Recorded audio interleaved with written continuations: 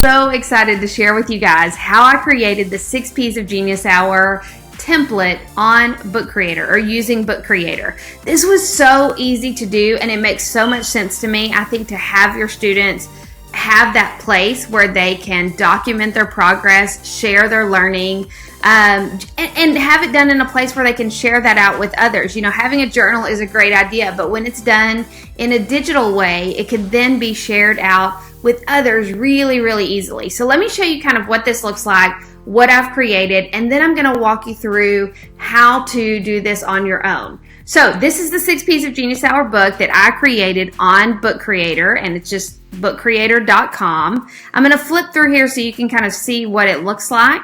I created a page for each one of the 6 P's. So passion, plan, pitch, project, product, and presentation. And on each one of those pages, I included the different content that fits into each part of Genius Hour. So if you've ever heard me share, you've been to one of my trainings, or you've been through the online course, you kind of know what this should look like.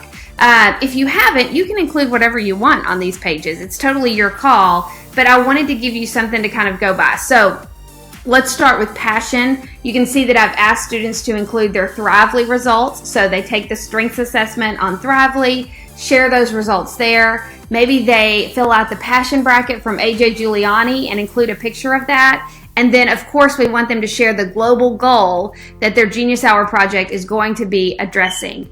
And then over here on plan, they answer those 3 simple questions. How much time do you think this is going to take? Who will your outside expert be? And what materials do you need? And that just gives us an opportunity to start thinking through, what is this going to look like? So as we go through, you'll see that each page has different content. You'll also notice that pitch and presentation have those QR codes at the top. Those link to Flipgrid so that if a student wanted to pitch or present on Flipgrid and then receive feedback, they would be able to do that. Again, that's totally your call. And there's also a place for them to include the QR code that links to their video so that it's right here in the book. On project, I've included one of my favorite tools. I talk about it all the time, that reflection QR code from Tony Vincent. But that QR code will give them a reflection question. They can then post their reflection, their thoughts, their response to that reflection question here, and then document the learning that they applied that day during Genius Hour. Now, you may be asking yourself, okay, once they fill that out one day, what do they do the next day? They would simply need to create a copy of that project page every time they work on Genius Hour so that their book continues to grow and they're always documenting that learning. So project is the only page that they would have more than one of probably, but that option is there, and I think that's very cool and very easy for students to use. So now that you've seen kind of what my book looks like, let me kind of flip through. I want to show you how you can create this on your own. Now, the good news is if you're part of my email list, if you've gone to andymcnair.com and you've subscribed, you're going to get this template. So you'll be able to actually just use my template. But if you want to create your own, you are welcome to do that. Maybe you don't like the way mine looks, or you want to use different colors. You may want to include different content. I want to show you how to do that. So the first thing we're going to do is create a new book. And you have lots of options here. You can choose your book shape. I chose landscape because I wanted lots of real estate to work with here. And then I just started thinking through, what do I want this to look like? So just so I can show you how to do some different things here, I'm going to create the passion page. So the first thing I want to do is add my background. So I'm going to click on this little eye, and you have lots of options. And if you scroll down, you have even more options. I love the comic pages because I just think they're really colorful. They're lots of fun. So I'm going to choose this yellow, bright yellow background, and now I can start adding my text. So anytime I want to add something, I just click this little plus symbol. I'm going to add text here.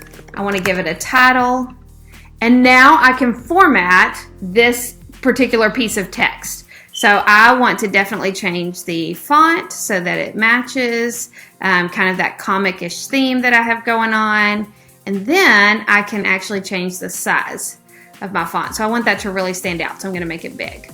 All right, so now I have that in place. And now I want to think through, what do I want my students to include on this particular page? For me, in order to divide that up, it was really easy to just add shapes. So you click plus, over here there are shapes. I like the rounded edges. And then you can make that shape look however you want. So easy. I'm just dragging here.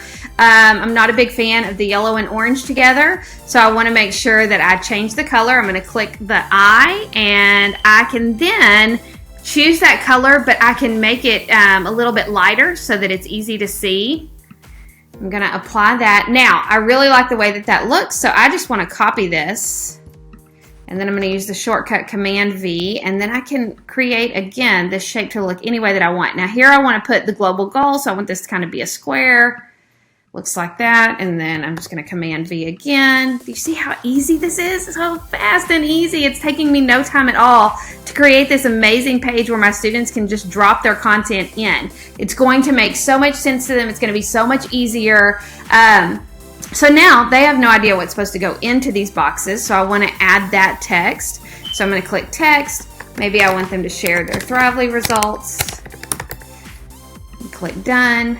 Put this where I want it. I want to make sure that it matches everything else, so I'm going to change my font again. If I can find, here we go. All right, now, because I just want that font, I'm going to just copy and paste. This is going to be global goal. I love the idea of students attaching a global goal to their Genius Hour project, because that helps them move from just creating a project or just creating a product to really creating change and making an impact.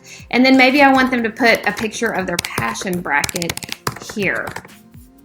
Okay, and then done. Now I can make this a little bigger if I want, whatever I want that to look like. They're probably gonna need more room. I could spend all day doing this, but I just kind of want you guys to get the idea. Now that's kind of plain and boring, so I may want to add an image. I love that you can either add an image from your computer, you can add an image from your drive, or you can just go to Google. I'm just gonna search heart because I think that's appropriate for passion.